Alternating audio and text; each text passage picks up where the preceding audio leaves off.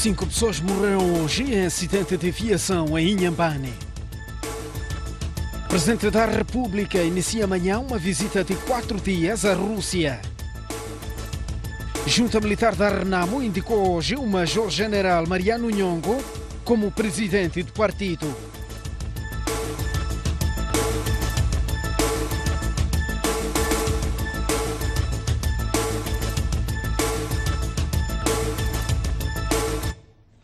Muito boa noite, este é o Jornal. Foi detido hoje Renato Matussi, antigo assessor político do então Presidente da República, Armando Guebuza.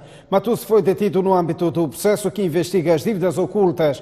Além de Renato Matussi, foram detidos todos os arguidos das dívidas ocultas, nomeadamente Zulficar Ali Ahmad, Cipriano Mutota, Cremildo Manjat, Mbanda Nabela Henning, Kessauge Punchand, Simeão Maumani, Naimo Kimbini e Márcia de Caifás Namorete.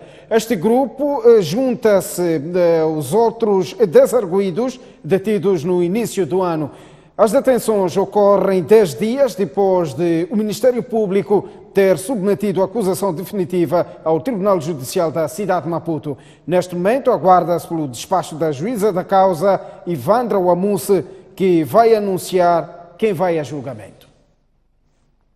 O Presidente da República designou hoje os substitutos dos governadores de Cabo Delgado, Manica e Niassa. Filipe Nyusi designou Armindo Ngunga para substituto do governador da província de Cabo Delgado pelo período de 60 dias. O chefe do Estado designou ainda Manuela Rebelo para substituto do governador da província de Manica e Leda Hugo para substituto do governador da província do Niassa durante o mesmo período. A designação é feita na sequência dos respectivos titulares, nomeadamente Júlio Parruque de Cabo Delgado, Manuel Rodrigues de Manica e Francisca Domingos Tomás do Niassa encontrarem-se no gozo do direito de dispensa de funções. 5 pessoas morreram e outras 7 contraíram ferimentos na sequência de um acidente de aviação ocorrido hoje em Massinga, província de Inhambane. O sinistro envolveu uma comitiva do governador provincial que se deslocava ao distrito em missão de serviço. O acidente de aviação envolveu esta viatura de marca Isuzu, que, segundo testemunhas, terá cortado a prioridade desta outra, que fazia escolta ao governador da província de Inhambane. Após o embate, esta viatura da polícia capotou. Na sequência, fez 5 mortos e 7 feridos. O sinistro ocorreu por volta das 8 horas desta segunda-feira. Foram tidas como causas, portanto, o corte de prioridade de uma viatura Isuzu, que na altura, apesar da sinalização que as viaturas de escoltas estavam a sinalizar, esse indivíduo, portanto, desobedeceu e continuou a cortar prioridade, onde uma das viaturas da escolta embateu-se violentamente com esta viatura de marca Isuzu. Do acidente resultou em 3 óbitos no local, 2 óbitos, portanto, que vieram perder a vida no hospital. No hospital. Parte dos feridos foi evacuado para o Hospital Provincial de Inhambane. Devido à gravidade dos ferimentos, 2 vítimas foram evacuadas para o Hospital Central de Maputo. Nós recebemos 5 pacientes vindo transferidos do Hospital Distrital da Massinga. Os 5 foram vítimas do acidente de aviação ocorrido esta manhã no distrito da Massinga, dos quais temos 2 pacientes graves que eles merecem cuidados especiais, então estamos a transferir neste momento para o Hospital Central de Maputo. Dos pacientes internados, todos estão num estado estável, estão estáveis todos, mas também merecem um cuidado especial por parte da equipe médica. A comitiva do governador de Inhambane seguia para Massinga em missão de serviço. Por causa do acidente, o dirigente teve de suspender a viagem para acompanhar de perto o estado clínico dos integrantes da sua equipe. O Presidente da República, Filipe Nyusi, efetua a partir desta terça-feira uma visita de trabalho de 4 dias à Rússia. A visita surge em resposta ao convite formulado pelo seu homólogo russo, Vladimir Putin.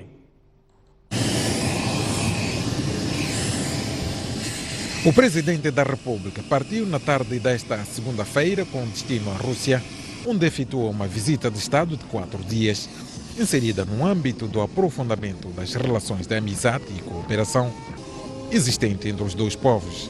Nós temos os 4 setores prioritários, nomeadamente a agricultura, a energia, infraestruturas e o turismo. E neste quadro das prioridades vamos interessar os investidores russos a investir nesta área.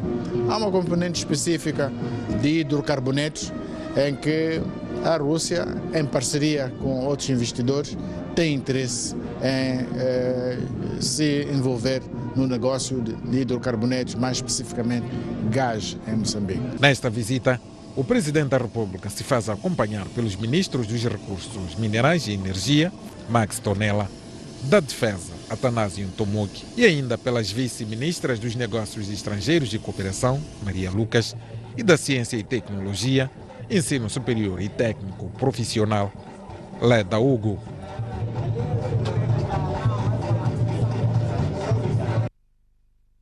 O Presidente da República segue amanhã em visita de Estado à Rússia. Filipe Nunes diz haver necessidade de uma maior colaboração internacional para o combate à corrupção. Filipe Nunes falava após empossar a Procuradora-Geral da República, Beatriz Buchili, e o Procurador Adjunto. Dedicar todas as minhas energias no cumprimento da Constituição e demais leis. O Presidente da República dirigiu nesta segunda-feira a cerimônia do empossamento da Procuradora-Geral da República, Beatriz Buchili, para mais um mandato de 5 anos. Para além da Buchili, o chefe de Estado empossou o Procurador Adjunto Alberto Paulo. Na ocasião, Filipe Nunes desafiou os empossados a realizarem ações coordenadas com outras instituições da Justiça para combater a corrupção. A criminalidade hoje em dia é de tal dimensão que mina a capacidade do Estado de fazer face aos mais elementares desafios de administração de coisa pública e de persecução do desenvolvimento e bem-estar social, pondo em causa até a legitimidade da existência dos próprios Estados. É por isso que em todos os setores temos estado a apelar maior coordenação e harmonização. É importante isso, ao nível da magistratura, haver muita coordenação, muita harmonização, porque se alguém sozinho não vai fazer nada. Esse é um ato que temos que fazer todos nós. Se alguém pensa que sozinho pode fazer alguma coisa, vai sempre fracassar. E o caso da Procuradoria-Geral da República ensinou-nos que tem que coordenar com o Ministério do Interior, tem que coordenar com a legislação, tem que coordenar com outros setores da área dos tribunais e tem feito bem e nós encorajamos que continuem a fazer isso. O encorajamento estendido aos funcionários da Procuradoria-Geral da República, no sentido de desenvolver um hábito de trabalho em equipa. A Procuradoria-Geral da República só pode brilhar se trabalhar em bloco e ser estrela do país, não indivíduos. Normalmente, quando pessoas são indivíduos, nos separam. Nós não queremos que esta casa fique separada. Façam da Procuradoria-Geral da República uma equipa estrela e não de estrelas isoladas. Esses sempre não triunfam. Reconhecendo o vosso patriotismo e alto sentido de responsabilidade, ao assumir este desafio, endereçamos as nossas felicitações, fazendo votos de sucesso no exercício das funções de Procuradoria da República e Vice-Procuradora-Geral da República. Lembre-se que Beatriz Buchili assume o segundo mandato numa altura em que o combate à corrupção, sobretudo na sequência das dívidas ocultas, continua a ser um dos maiores desafios.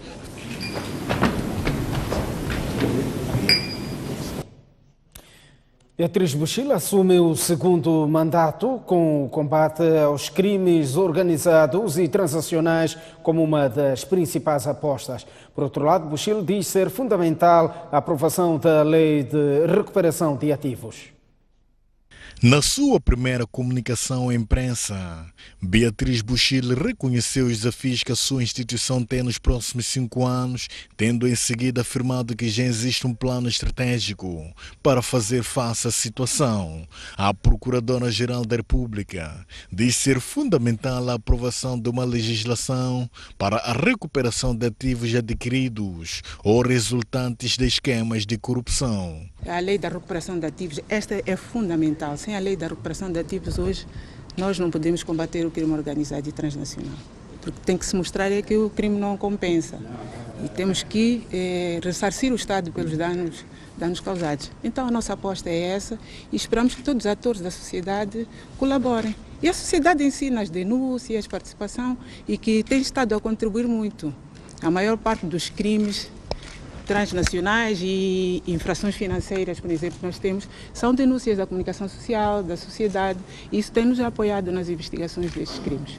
Mas a nossa aposta em termos de capacitação dos magistrados e dos investigadores são os crimes organizados e transnacional, como o branqueamento, o tráfico de drogas e o terrorismo. Não podemos esquecer, há novas manifestações criminais que temos que estar atentos. Nós não somos uma ilha.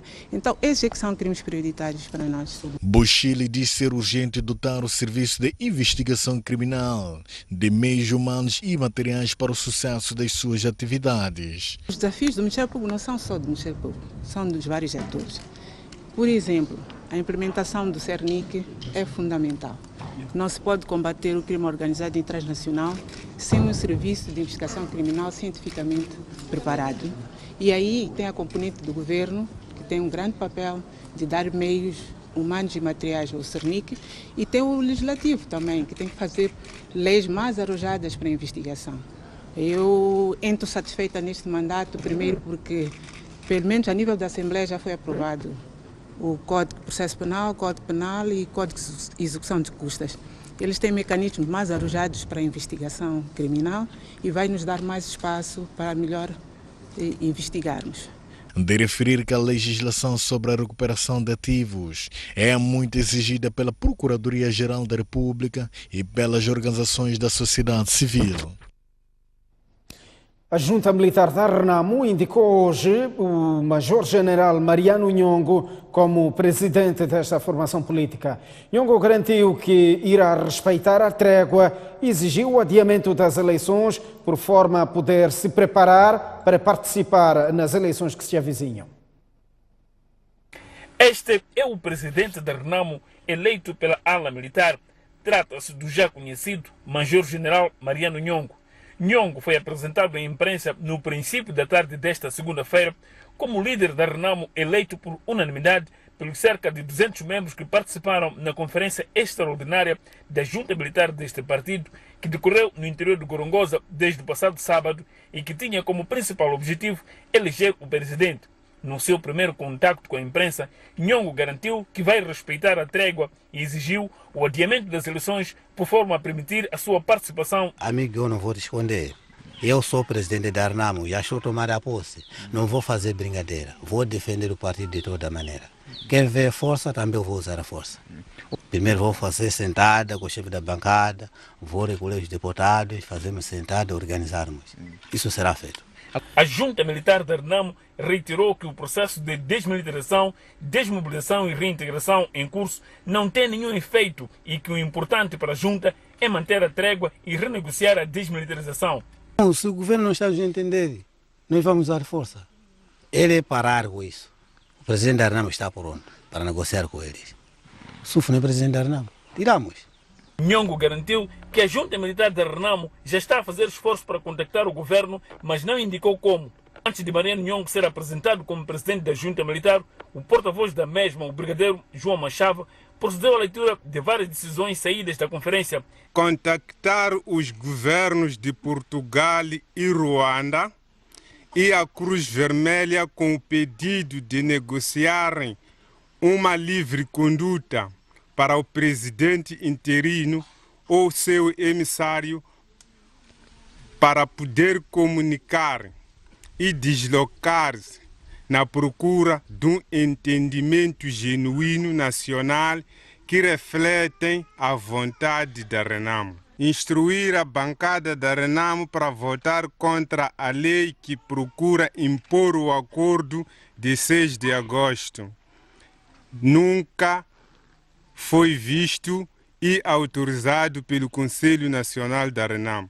Movimentar todos os efetivos para lugares seguros, considerando que o traidor Momadi entregou as coordenadas das bases ao inimigo. Dentre os conferencistas estava o sobrinho do primeiro comandante em chefe da Renamo, André Machangueis, que tem o mesmo nome. Este pediu para falar à imprensa. O deputado, o delegado, que vai estar a receber a delegação de SUF, o governo que vai estar a receber a delegação de SUF, vai estar a provocar o Nhongo e o André que está aqui na Serra de Gorongosa. Mariano Nhongo e seus seguidores deixaram ficar claro que continuarão a residir nas imediações da Serra de Gorongosa e o local onde estiver será designado Estado-Maior-General da Renamo. O antigo presidente da República, Joaquim Chissano, defende uma análise profunda às reivindicações da Junta Militar da Renamo. Chissano desafia todos a investirem numa discussão pacífica aos membros da Junta para preservar a paz e a estabilidade nacional. Com alguma preocupação, Joaquim Chissano acompanha as convulsões no seio da Renamo e, perante o surgimento da chamada Junta Militar, chama atenção para a necessidade de alguma cautela para lidar com o assunto.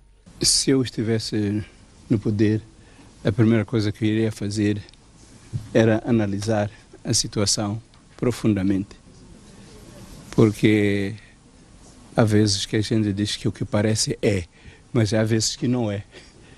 De maneiras que, para dar um exemplo, é que eu, quando estava no poder, houve muitos rumores sobre golpes de Estado, mais de 7 vezes, e que se eu fosse um precipitado teria mandado prender muita gente. Mas isso não aconteceu porque tinha que fazer a investigação e saber quem são as pessoas que falam, afinal, o que estão a dizer, como é. Mas também a situação no seio da Renamo precisa de ser analisada para ver se realmente há um perigo verdadeiro de ameaças à paz. Chissano recorda que a existência de divergências de opinião no processo de paz não é algo inédito no país, mas não deve desviar o foco para o caminho da paz. E mesmo dentro das nossas fileiras das forças do governo, houve pessoas que foram desmobilizadas, mas que pensavam que eles mereciam uma pensão perpétua e um tratamento especial perpétuo, né? E isso criou alguns problemas. Portanto, também no seio da Renamo deve haver dessas pessoas que ficam descontentes porque querem mais do que merecem, né? Mais do que aquilo que eles têm o direito. E talvez com paciência pode-se explicar e acomodar-se, quer dizer, e responder-se às ansiedades e às preocupações dos que não acreditam no acordo. A Comissão dos Assuntos Constitucionais, Direitos Humanos e de Legalidade apreciou hoje o Acordo de Paz e Reconciliação Nacional. O instrumento a ser transformado em lei vai gozar de exceções, uma vez que alguns aspectos já estão em vigor. Foi assinado, mas em lei deve ser transformado.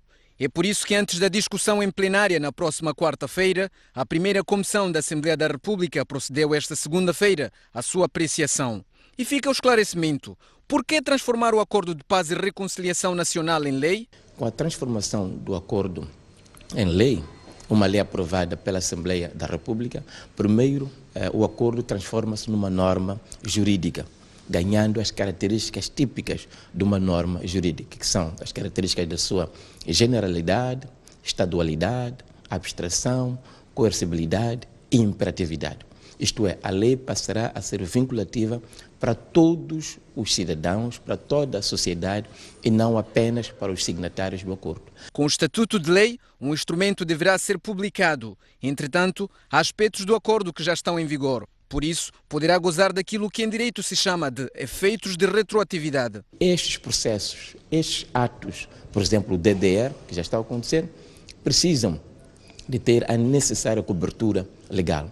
Daí que, apesar de que a lei vai entrar em vigor na data da sua publicação, como acontece, regra geral, em todas as leis, nós vamos conferir uma exceção no sentido de que os efeitos desta lei sejam retroativos e comecem a partir do dia 1 de agosto, de modo a salvaguardar a tutela jurídica dos atos, processos que já tiveram lugar à luz dos acordos assinados a partir do acordo de cessação definitiva de hostilidades assinado no dia 1 de agosto em Gorongosa. Assinado entre Filipe Nyusi e Yusuf Momad no dia 6 de agosto, em Maputo, o Acordo de Paz e Reconciliação vai ser apreciado em sessão extraordinária na Assembleia da República entre 21 e 23 de agosto corrente.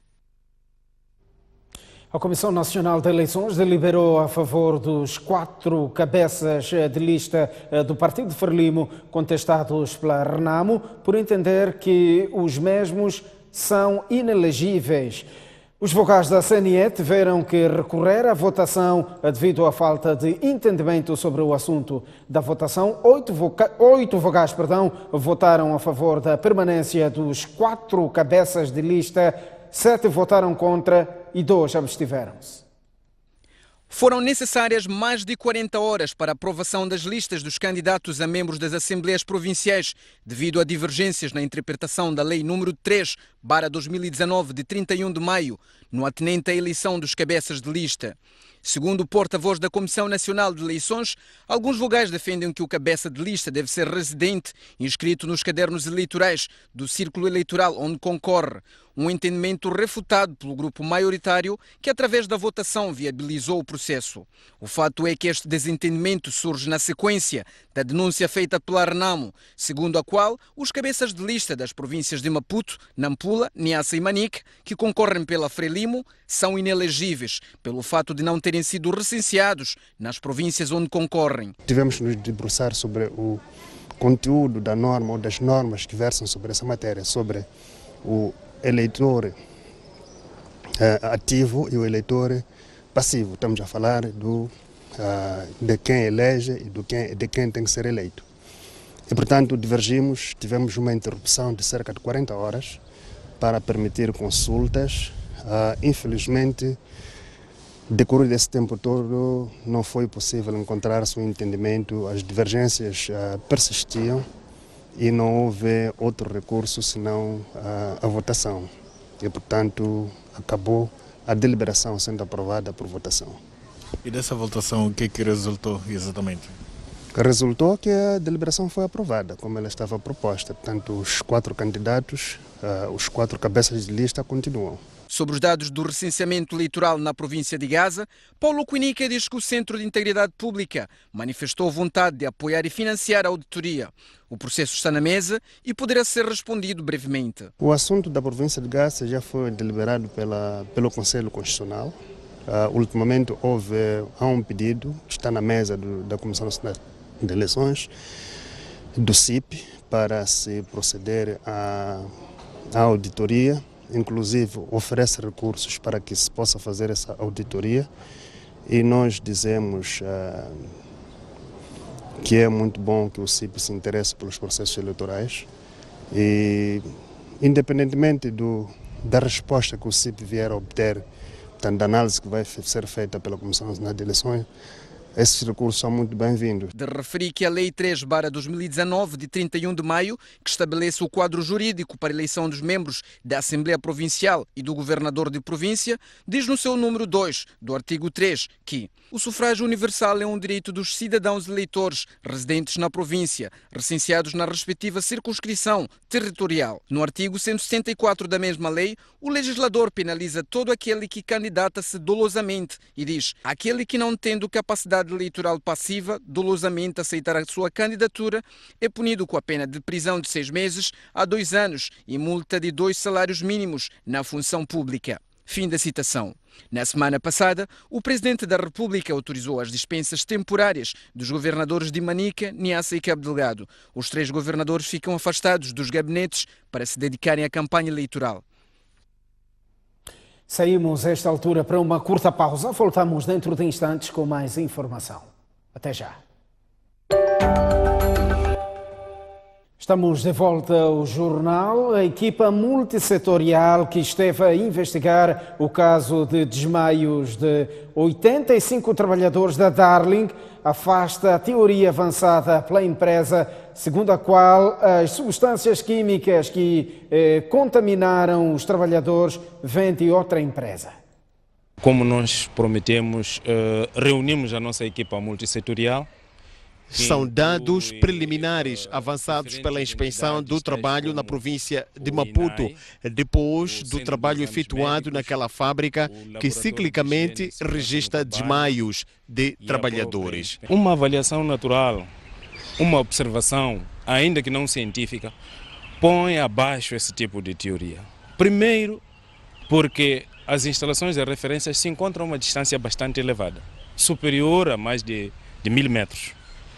A seguir, no espaço entre a fábrica Beleza e a outra, também há outras empresas que estão lá. Outra constatação da equipa foi a falta de ventilação no recinto do trabalho. Lamentavelmente, as instalações se apresentam com a ventilação não no todo satisfatório, tomando em consideração que, por exemplo, em algumas áreas, principalmente dos armazéns, as janelas se encontravam obstruídas com material que eles utilizam nas suas instalações. Estes, entretanto, são outros elementos que concorrem para a insuficiência da ventilação nas próprias instalações. Vamos analisar hoje os planos de própria construção das instalações, no sentido de percebermos qual teria sido, então, o desenho inicial, tomando em conta alguns elementos que nós encontramos lá, que preferimos fazer a sua abordagem na conclusão dos trabalhos. Quanto à denúncia que dá conta da existência de uma suposta fábrica clandestina que se dedica à produção de plástico, o inspetor provincial disse que a equipa constatou a existência de maquinaria no interior da fábrica que não foi revelada a sua origem e utilidade e garantiu que a matéria será analisada no relatório final a ser divulgado ainda esta semana. A Inspeção Nacional das Atividades Económicas suspendeu mais de 480 estabelecimentos comerciais nos últimos 10 anos em todo o país. No mesmo período foram igualmente aplicadas multas no valor de cerca de 288 milhões de meticais. No quadro das celebrações dos 10 anos da Inspeção Nacional de Atividades Económicas, INAI, quadros desta instituição adstrita ao Ministério da Indústria e Comércio avaliaram esta segunda-feira em Maputo o desempenho do setor com enfoque na defesa do consumidor.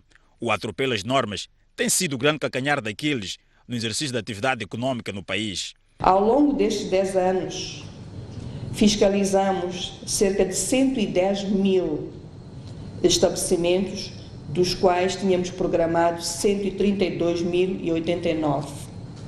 Deste universo, foram suspensos 487 estabelecimentos, 4.920 estabelecimentos foram multados num valor total de 288 mil milhões e cobrados muito pouco, 70 mil milhões. De denúncias, reclamações, a queixas dos consumidores, a Inspetora Nacional de Atividades Econômicas, Maria Rita Freitas, defendeu, no entanto, que é preciso acarinhar a classe empresarial. Um bom ambiente de negócios Significa as autoridades permitirem e apoiarem ao agente econômico a desenvolver o seu negócio dentro dos limites da lei para os vários setores de atividade econômica. Para os próximos anos, a Inspeção Nacional de Atividades Econômicas já identificou os desafios a ultrapassar. Não estará, por exemplo, a INAI a contribuir para um bom ambiente de negócio se permitir que um agente econômico A viole os direitos da propriedade intelectual, propriedade industrial ou direitos do autor, que é um dos grandes problemas que temos enfrentado em Moçambique nos últimos anos. Muitos, mas muitos produtos contrafeitos, se não for acima de 80%, temos tido problemas de contrafação. A INAI foi criada em 2009 e conta com um universo de 117 inspetores espalhados por todo o país. Muitas comunidades da província da Zambésia estão a ser alvo de queimadas descontroladas. A Direção Provincial da Terra, Ambiente e Desenvolvimento Rural está preocupada com a situação. As queimadas descontroladas estão a ganhar contornos na província da Zambésia. As zonas do interior estão a registrar alguns focos que já começam a preocupar o setor da terra, ambiente e desenvolvimento rural. Estamos a trabalhar no sentido de, ainda ao nível dos distritos, estamos a potenciar a notificação de placa de proibição das queimadas descontroladas.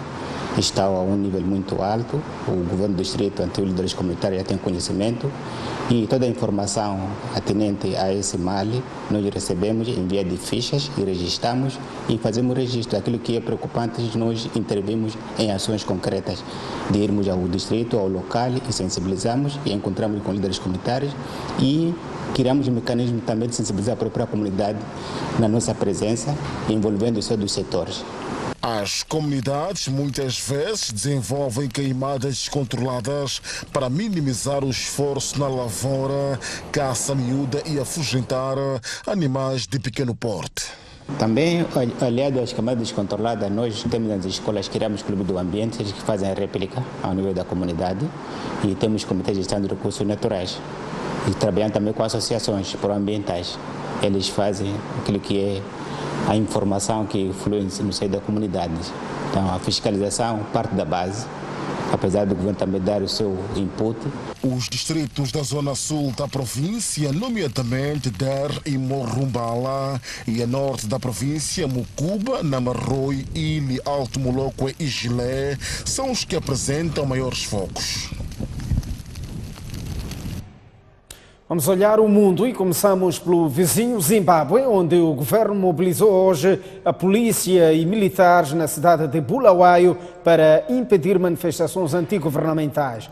O principal partido da oposição já submeteu a queixa no tribunal.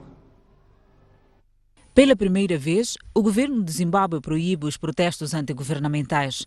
Esta segunda-feira, era suposto que os apoiantes do principal partido da oposição, MDC, fizessem um protesto geral contra o governo do presidente Emmerson Mnangagwa, acusado de ser responsável pela má gestão da economia e violação dos direitos humanos.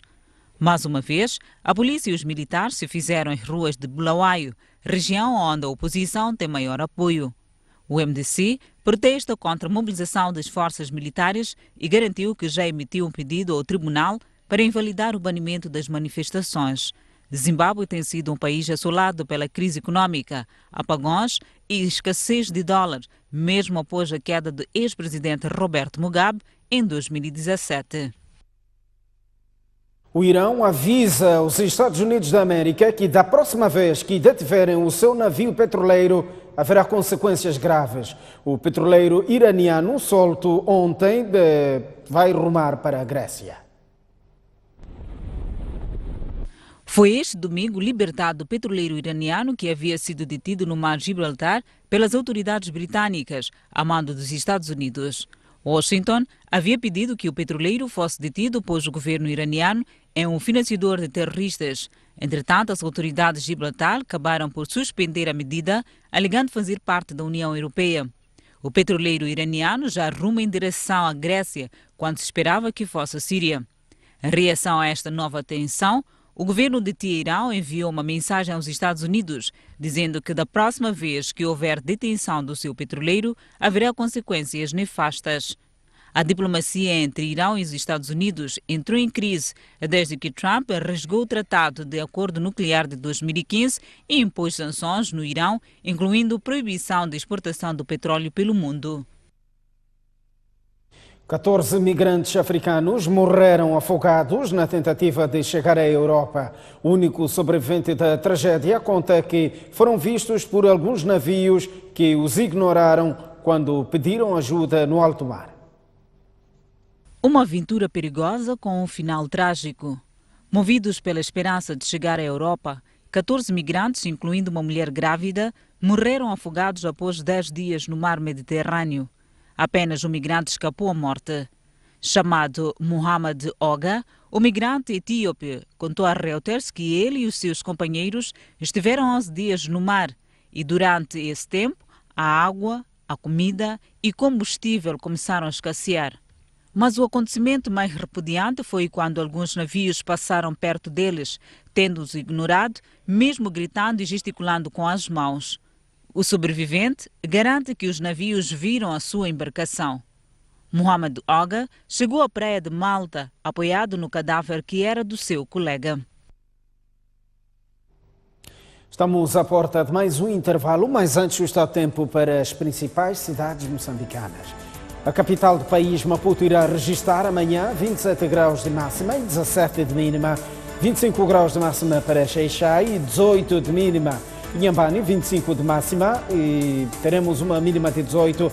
Agora, no centro do país, 31 graus de máxima e 20 de mínima. 24 graus de máxima no Chimoio e 13 de mínima. 26 graus de máxima na Beira, 21 de mínima. 28 graus de máxima em Quilimane e 17 de mínima. No norte do país, cidade de Lixinga, 23 graus de máxima e 10 de mínima. 30 graus de máxima para Pemba e 20 de mínima. Nampula, 28 de máxima e 18 de mínima. Até já.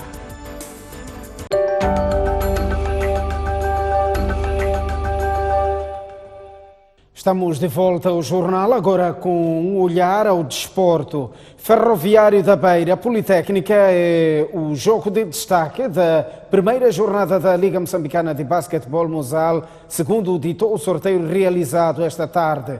A Mosal, maior patrocinadora da prova, duplicou a premiação do vencedor dos anteriores 300 mil meticais para 600 mil meticais. Foi perante os representantes das 8 equipas que participam na prova, do organizador, dos patrocinadores, que se realizou nesta segunda-feira o sorteio da Liga Moçambicana de Basquetebol Mosal. Quis a sorte que o jogo de destaque fosse entre dois campeões, Ferroviário da Beira, campeão provincial de Sofala, e a Politécnica, campeão da cidade de Maputo. Ainda para a primeira jornada, o sorteio de todos os confrontos, Instituto Superior Politécnico de Tete a jogar com o Ferroviário de Maputo, Costa do Sol a defrontar a UP de Maputo e o Ferroviário de Nampula a medir forças com o Desportivo de Maputo. Coube a Mateus Moss, representante da Mosal, anunciar a boa nova aos clubes. Este ano nós acordamos com a Liga um melhoramento dos prêmios. E para esta edição, o primeiro vencedor vai ter, o vencedor, não é? Vai ter 600 mil meticais. O segundo vai ter 300 mil meticais. E o terceiro classificado vai ter 200 mil meticais. Então este é um acordo que tivemos com a Liga para melhorar um bocadinho as premiações, porque a competição está a crescer e ela está realmente a ir para o caminho que nós queremos ver de desenvolvimento do basquetebol em Moçambique. Por seu turno, António Madeira, presidente da Liga Moçambicana de Basquetebol, reiterou que a premiação visa aumentar a qualidade e a competitividade na prova. Porque almejamos crescer e queremos crescer juntos, com os patrocinadores, com os parceiros, com os clubes e com os jogadores. Eu acho que este é aquilo que nós temos que pensar no futuro. Felicitar antecipadamente, porque sei que vai existir fair play, que tem sempre existido, e lançar um pequeno desafio à Liga. Começa a pensar numa Liga feminina. De salientar que o jogo de destaque da primeira jornada entre o Ferroviário da Beira e a Politécnica terá lugar no pavilhão da Universidade Eduardo Mondlane e será transmitido em direto esta terça-feira, a partir das 18 horas. Os representantes das equipas mostraram-se satisfeitos com o sorteio e prometem dar o seu melhor para conquistar a prova ou então ocupar os lugares de pódio na competição.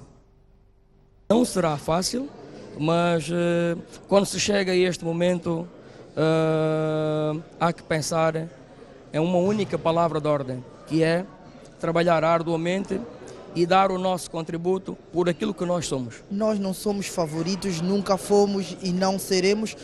Estamos focados na formação, mas se houver alguma brecha e alguém dormir, vamos aparecer no pódio. No futuro tenhamos mais competição em Nampula, que há de se refletir no nível competitivo que a nossa equipe há de passar a ter, e daí podemos almejar mesmo ganhar campeonatos. A ambição é ganhar, chegar a títulos, tudo isso. Fazer os possíveis para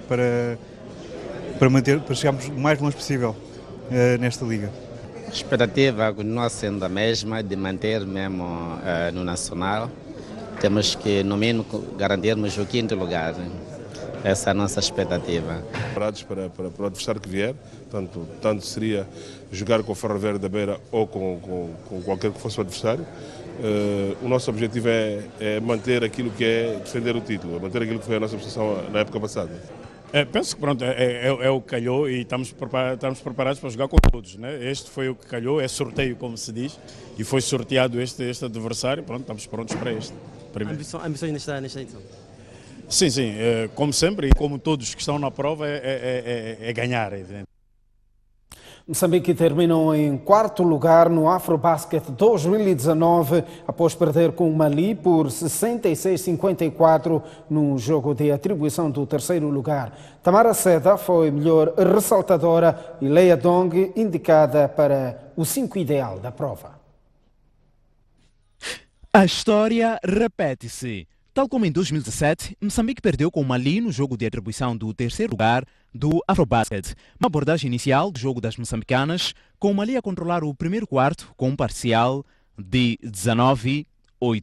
Moçambique melhorou no segundo quarto, apresentando-se com clarividência ofensiva, mas ainda assim foi ao intervalo a perder por 35-22. As malianas estiveram melhores no terceiro e quarto quartos, tendo conseguido uma vantagem de 12 pontos no final, 66-54, conquistando a medalha de bronze. A seleção nacional está por via do 4º lugar ocupado na prova, qualificada para o torneio pré-olímpico de Tóquio 2020, onde de 14 a 17 de novembro irá bater-se no grupo A com Nigéria e Senegal. No capítulo individual, Tamara Seda foi distinguida como melhor ressaltadora da prova, com média de 11,4 ressaltos por jogo. Já Leia Dong foi indicada pela segunda vez consecutiva para o 5 ideal do Afrobasket.